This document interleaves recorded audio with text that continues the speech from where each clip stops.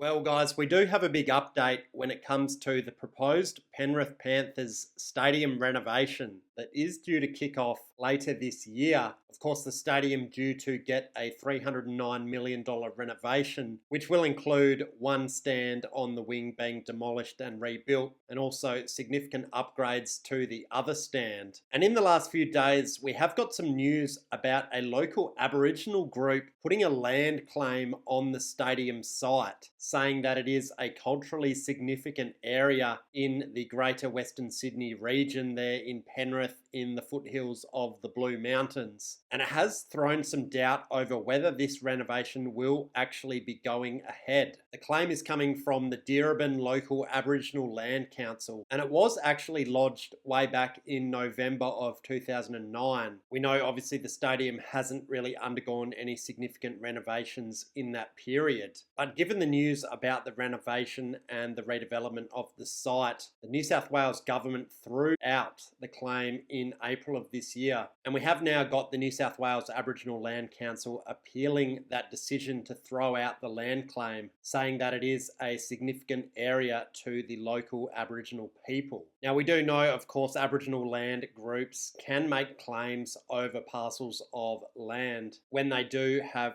cultural or spiritual significance. But the key is that the land cannot be lawfully used or occupied or needed for an essential public purpose. And of course, the argument here is that the Penrith Panthers and the stadium have been lawfully occupying that land for a number of years. Of course, the stadium dating back to the 70s or thereabouts. So the plan is for the Penrith Panthers to play at CommBank Stadium in Parramatta for the 2025 season while the stadium is being renovated. And they are hoping to be back at Penrith by round one in 2026. But if this process does drag on, could we see the stadium not receive the renovation that has been slated for it, and potentially a bit of a standoff between the New South Wales government, who are responsible for the construction and planning of the stadium renovation, and also the local Aboriginal group who is making the claim? And we are getting reports that this is expected to go to the Land and Environment Court in New South Wales by the end of 2024. And the state government is saying they're not anticipating any major delays on the progress of the build, because the major works aren't expected to kick off until early next year. And the New South Wales state government is arguing that the site has been used by local sporting clubs and of course the Penrith Panthers for a number of years now,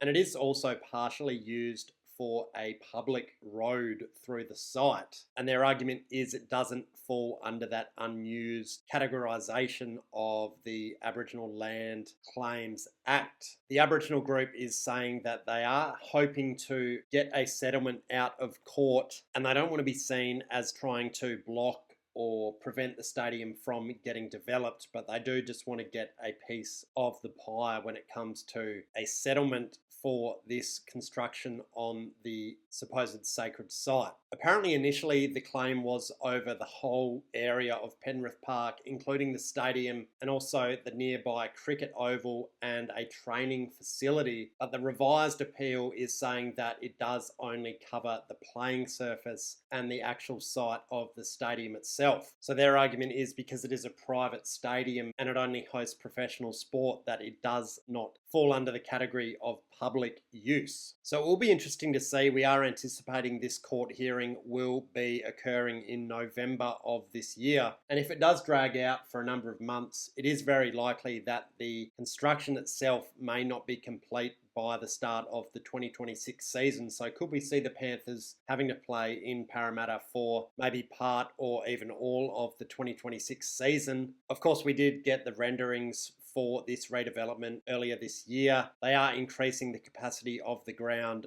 to around 25k. There is also going to be a bunch of work done on the surrounding areas. They are going to implement a publicly available training / playing surface next to the stadium. There is also going to be some improvements in terms of the incline of the stands, some bigger overhangs on the roof to provide more cover from the elements. And of course, you are going to have the standard improvements with the concessions, with the toilets, with the amenities that you do expect from a more modern stadium. It is already budgeted at $309 million.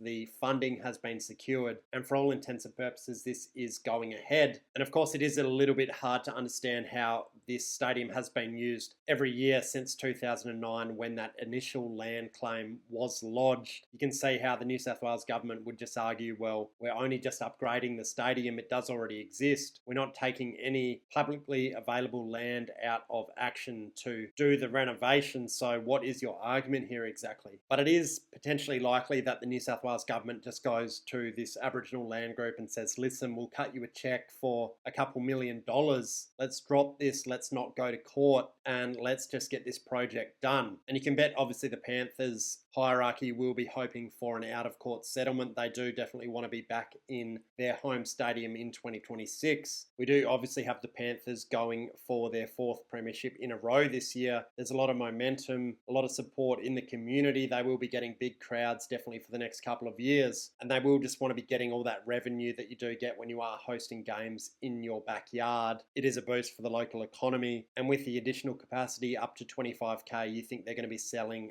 the stadium out most weeks. So we will wait and see what happens with this. It is an interesting one, certainly unique in a sense where there is a land claim going on over an existing venue that has been in operation for a number of decades. And it'll be interesting to see whether this thing goes to court or whether it is settled out of court. That is all we're going to have time for today for this video, guys. Thanks for watching, and don't forget to subscribe for more.